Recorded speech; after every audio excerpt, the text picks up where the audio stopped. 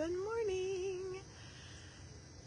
So if any of you saw earlier, I tried to go live at Grand Falls in Joplin, and I couldn't. The signal just wouldn't work. But it was such a beautiful spot to sit and watch night turn into day and watch the sunrise over the fields across the street. It was just a really beautiful, intentional way to start my day, and I'm grateful for it. I hope you got to catch a little bit. Maybe I'll share some photographs later, but I wanted to take two because I did not finish my daily devotional because the internet quit, so I'm going to try again. October 15th from Courage to Change. The most loving form of detachment I have found has been forgiveness. Instead of thinking of it as an eraser to wipe another slate clean or a gavel that I pound to pronounce someone not guilty, I think of forgiveness as a scissors. I use it to cut the strings of resentment that bind me to a problem or a past hurt. By releasing resentment, I set myself free. When I am consumed with negativity over another person's behavior, I have lost my focus. I needn't tolerate what I consider unacceptable, but wallowing in negativity will not alter the situation. If there is action to take, I am free to take it. Where I am powerless to change the situation, I will turn it over to my higher power. By truly letting go, I detach and forgive. When my thoughts are full of bitterness, fear, self-pity, and dreams of revenge, there is little room for love or for the quiet voice of guidance within me. I am willing to love myself enough to admit that resentments hold me back, and then I can let them go. Today's reminder: every time I try to tighten the noose of resentment around someone's neck, I am really only choking myself. Today I will practice forgiveness instead. A part of me wants to cling to old resentments, but I know that the more I forgive, the better my life works. From In All Our Affairs. Whew, that's a really, really, really good one. It's been, I don't know, they're all good. They're all good. But I think this year for me, in moving from heartbreak to love, from heartbreak home,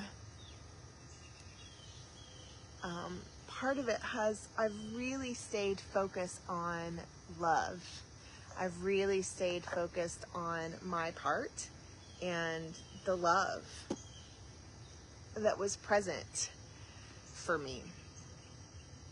And I think, being real about the other things that were there, like there were other things that weren't so loving.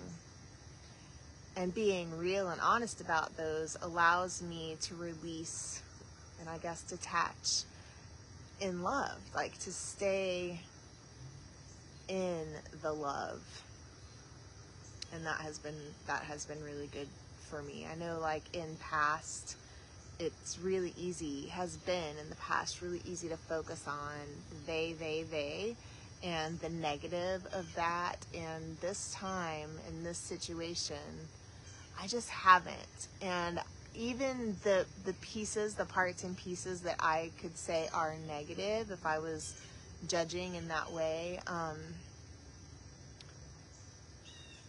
they're all part of that person. So when I made a choice to enter into that relationship, I made a choice to love all the parts. And, I did. I really, really did. So it's been a really beautiful experience, the whole thing, and I can finally say I'm grateful for all of it. I'm grateful for anything that led me to this exact spot, this exact space, and this exact moment. I'm grateful for everything that has led me here. So last night I had, if you watched yesterday, I had a date with myself. So I went to Bentonville. I had the best time. It was a beautiful, beautiful, beautiful day. I just got all dressed up and walked around and met people, met some people, and also just really enjoyed some time with myself. I intentionally put my phone away. I took some photos, and I just really went through like the whole process, not like I'm here by myself, but more like if I was here with the intention of getting to know someone, or if I was here with the intention of spending time with someone that I love, how would I show up to do that? And so that's how I showed up. I took some photos here and there, and I put my phone away, and I was fully present with the experience. And oh my gosh, what an experience it was. I don't know, live music is such a thing. I love it. And I saw Lucius last night at the Momentary, which is a small room. If you haven't been there, it's amazing. Oh my gosh. Sometimes you can see someone live and be like, oh, I'll never hear that music the same way again. And that was one of those. I could feel it in my toes all the way up my body. There were moments in that room that you could hear a pin drop. It was just exquisite. It was absolutely exquisite. And I will probably be hula hooping some of their songs for this platform soon, because wow. There were moments that I stood with tears just streaming down my face, and there were moments that I had the biggest smile on my face, and there were moments that I was at absolute, complete peace within myself. Yeah, it was really magical.